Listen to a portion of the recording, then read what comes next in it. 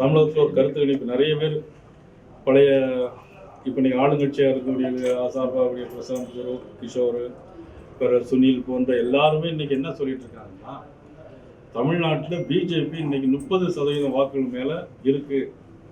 ஏன்னா பெரிய மாற்றத்தை விரும்புகிறாங்க அப்படிங்கிறதுல ஒரு எல்லாருக்கும் ஒரு மாற்று கருத்து இல்லை. உங்களுக்கே அந்த கருத்து இருக்கு. இப்போ ஜிஎஸ்டி பொறுத்த மட்டும் அந்த 5 வருஷத்தோட நிப்பாட்டிட்டாங்க, அதுக்கப்புறம் வராது. ஆனால் இன்னும் மறுபடியும் தொடர்ந்து எங்களுக்கு ஜிஎஸ்டி வரணும்னு இவங்க சொல்லிகிட்டே இருந்தா ஒரு பொய்யை திரும்ப திரும்ப சொல்லும்போது அது என்ன இருக்க முடியும்? திருநெல்வேலி தொகுதியில் எங்களுடைய அகில இந்திய தலைமை, மாநில தலைமை ஏற்கனவே சொன்னது போல நாங்கள் தாமரை சார்பாக வேட்பாளர் நிறுத்த வேண்டும் என்று நாங்கள் சொல்லியிருக்கிறோம். கண்டிப்பாக அதை அவர்கள் ஏற்றுக்கொள்வார்கள் என்று நாங்கள் நம்புகிறோம்.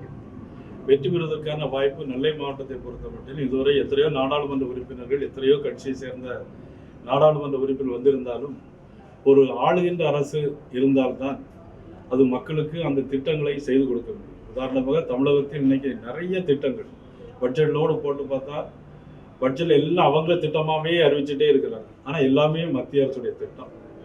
அந்த மத்திய அரசுடைய திட்டம் மக்களுக்கு, அது நம்ம திருநெல்வேலி நாடாளுமன்ற தொகுதிக்கு இன்னும் நிறைய வேணும்னு சொன்னால் எந்த கட்சி ஆளுங்கட்சியாக வரணும், அந்த கட்சி ஒரு நாடாளுமன்ற உறுப்பினராக இருந்தால் இன்னும் அது நல்ல வாய்ப்பு இருக்குங்கிறது உங்களை எல்லாருக்கும் நல்லா தெரியும்.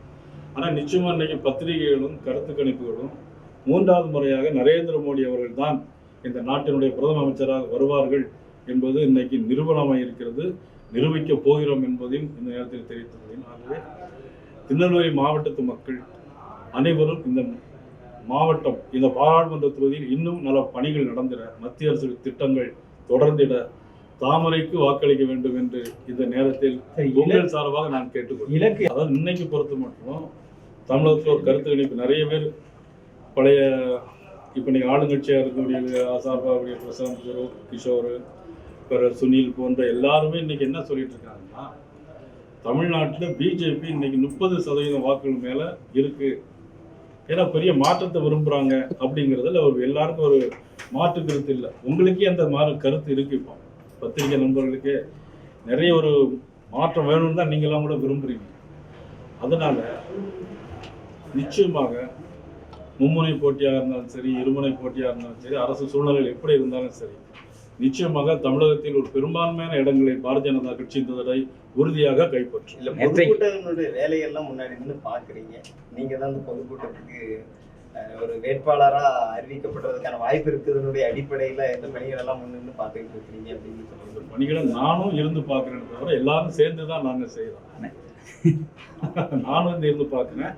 அது ஒரு வாய்ப்பு என்னன்னா, பிரதம அமைச்சர் தூத்துக்குடி பக்கத்திலே வர்றதுனால முதல் இடமாக, அதாவது தாமிரபரணி, தாமரை நாயகர்கள் இங்கே அதிகமாக இருக்கிறாங்க இல்லையா, அதனால தாமரைக்கு ஓட்டு கேட்க தாமிரபரணி ஆற்றங்கரைக்கு நர்மதை ஆற்றங்கரையின் நாயகன் நரேந்திர மோடி அவர்கள் வருகிறார்கள்.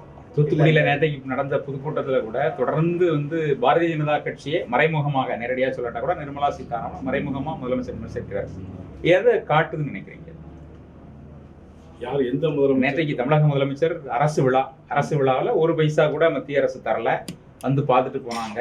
அப்புறம் அவங்க இது இருந்தால் சாதிச்சு, நீங்கள் உங்களுக்கு முடிஞ்சால் சாதிச்சுக்கிடுங்க அப்படின்னு சொல்றாங்க. அதை பெயரை சொல்லாம, பதவியை சொல்லாம, அது நீங்க வாக்கு கேட்க போறோங்கிற, அந்த மக்கள்கிட்ட வாக்கு கேட்க போறோங்கிற நிலை இருக்கக்கூடிய சூழலை கூட அப்படி பேசுறாங்க. அதாவது என்னன்னா, ஒரு விஷயத்தை நல்லா தெரிஞ்சுக்கணும். நீங்க பட்ஜெட் எல்லாம் பார்த்துருப்பீங்க. 10,000 கோடி திட்டங்கள், மோடி வீடு திட்டம், அப்புறம் நீ போட்ட எல்லா திட்டங்களையும் பார்த்தீங்கன்னா 75% மத்திய அரசுடைய பங்கு. 75% வீடு இன்னைக்கு 2 லட்ச ரூபா 3 லட்ச ரூபா வீடு இருக்குன்னா 75% மத்திய அரசுடைய பங்கு இருக்கு. இது ஏதாவது பட்ஜெட்ல சொல்லியிருக்காங்களா? சொல்லல. ஜிஎஸ்டி பொறுத்த மட்டும் 20,000 கோடி ரூபா வர வேண்டியிருக்கு. ஏற்கனவே புரட்சித்தில் அம்மா முதலமைச்சராக இருக்கும்போது ஜிஎஸ்டி தமிழ்நாட்டுக்கு நாங்கள் கொண்டு வர மாட்டோம், விடமாட்டோம்னு சொன்னாங்க. கொண்டு வரமாட்டோம், விட மாட்டோம்னு சொன்னாங்க. ஆனா அப்பவே சொன்னாங்க, முதல் 5 வருடங்களுக்கு உங்களுக்கு இழப்பீடு எவ்வளவு இருக்கும், ஜிஎஸ்டியில் ஒரு ஆண்டுக்கு எவ்வளவு எடுப்போம், ஒரு 5 வருஷத்துக்கு நாங்கள் ஒரு காம்பன்சேஷன் கொடுப்போம், அதுக்கு பிறகு எந்த விதமான காம்பன்சேஷன் கொடுக்க மாட்டோம் அப்படின்னு சொல்லிட்டாங்க. இதுல என்னன்னா, ஜிஎஸ்டி பொறுத்த மட்டும் அந்த 5 வருஷத்தோட நிப்பாட்டிட்டாங்க, அதுக்கப்புறம் வராது. ஆனா இன்னும் மறுபடியும் தொடர்ந்து எங்களுக்கு ஜிஎஸ்டி வரணும்னு இவங்க சொல்லிட்டே இருந்தா ஒரு பொய்யை திரும்ப திரும்ப சொல்லும்போது அது என்ன இருக்க முடியும்? இப்போ ரேஷன் கடையில் வந்து அரிசி கொடுக்குறாங்க, 20 கிலோ அரிசி மத்திய அரசு கொடுக்குறாங்க. ஆனால் அது யாரும் இன்னைக்கு சொல்றது இல்லை. மாநில அரசு அவங்க கொடுக்குற மாதிரி தான் அவங்க சொல்றாங்க. 20 ஒவ்வொரு குடும்பத்திற்கும் இந்தியாவில் உள்ள இன்னைக்கு எல்லா மக்களுக்கும் கரீப் கல்யாணம், அதாவது ஏழைகளுக்கான இலவச திட்டம். இன்னைக்கு பார்த்தீங்கன்னா 20 கிலோ அரிசி கொடுக்குறாங்க. நான் தமிழ்நாடு அரசு அதுலேயே சொல்லலை, எல்லாம் அவங்க கொடுக்குற மாதிரியே தான் சொல்றாங்க. ஆக இதெல்லாம் திரும்ப ஒரு பொய்யை திரும்ப திரும்ப சொல்லி சொல்லி அவங்க பார்த்துக்கிட்டே இருக்காங்க. இந்த பொய்யை கெட்டு என்ன பழமொழி சொல்லுவாங்க, எட்டிக்காரன் கொடுக்க 8 நாள்ல தெரியுன்ற மாதிரி அது பார்லிமெண்ட் எலெக்ஷன் முடிஞ்ச உடனே தெரியும். இல்ல இது நீங்க சொன்ன அந்த குற்றச்சாட்டு தான் பிரதான் மந்திரி வீடு கட்டும் திட்டத்துல சட்டப்பேரவையில தமிழ்நாடு நிதியமைச்சர் சொல்லும் போது 30% தான் மத்திய அரசு தருது, 70% மாநில அரசு தான் கொடுக்குங்கிறது அவர் ஸ்டேட்மெண்டாவே, ஒரு அபிஷியல் ஸ்டேட்மெண்டாவே சட்டப்பேரவையில பேசல. நீங்களும் இருந்திருப்பீங்கன்னு நினைக்கிறேன் அந்த கூட்டத்துல. பதிலுரையில் நான் இல்லை, அவங்க எல்லாமே சட்டமன்றத்தில் பேசி எல்லாமே போன தடவை எடுத்த பட்ஜெட்டு, போன தடவை எடுத்த பட்ஜெட்டு, இன்னும் இந்த வருஷம் உள்ள பட்ஜெட் நீங்கள் எடுத்து பார்த்தீங்கன்னா அதனுடைய வித்தியாசம் உங்களுக்கு புரியும்.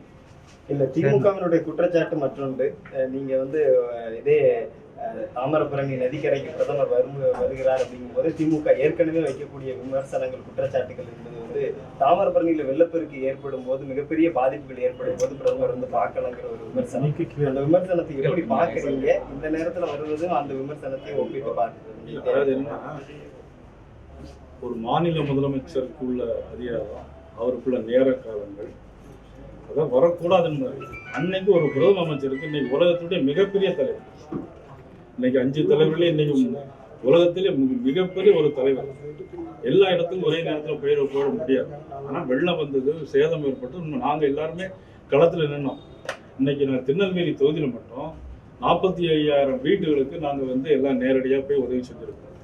அதுக்கப்புறம் நாங்குநேரி சட்டமன்ற தொகுதியில் பார்த்தீங்கன்னா 15,000 வீடுகள் கொடுத்துருக்கோம். பாதிக்கப்பட்ட தாமிரபரணி ஆற்றங்கரையில் உள்ள எல்லாரும் 15,000 வீடுக்கு உதவி பண்ணிருக்கோம். நிதியை பொறுத்த மட்டும் ஒவ்வொரு ஆண்டுக்கும் என்ன பண்ணுறாங்கன்னா, ஒவ்வொரு மாநிலத்திற்கும் 900 கோடி ரூபாய், இது 75%. மாநில அரசு 25, மொத்தம் 1,600 கோடி ரூபாய் வரணும். ஆனால் மத்திய அரசுடைய தொகை அவங்க ஏற்கனவே கொடுத்துட்டாங்க. இவங்க அதில் முதல்ல என்ன பண்ணாங்கன்னா, முதல்ல வந்து நாங்கள் 94% செலவு பண்ணிட்டோம் அப்படின்னு ஒரு அறிக்கை கொடுத்தாங்க. அப்புறம் வெள்ளம் வந்த பிறகு பார்த்தா நாங்கள் 48% தான் செலவு பண்ணியிருக்கோம் அப்படின்னு சொன்னாங்க. அது உண்மை தானே? உங்களுக்கு தெரியல. அவங்களுடைய வார்த்தை ஜாலங்களால முன்னுக்கு பின் முரணான ஒரு செய்திகளை தான் அவங்க சொல்லிட்டே இருக்காங்க.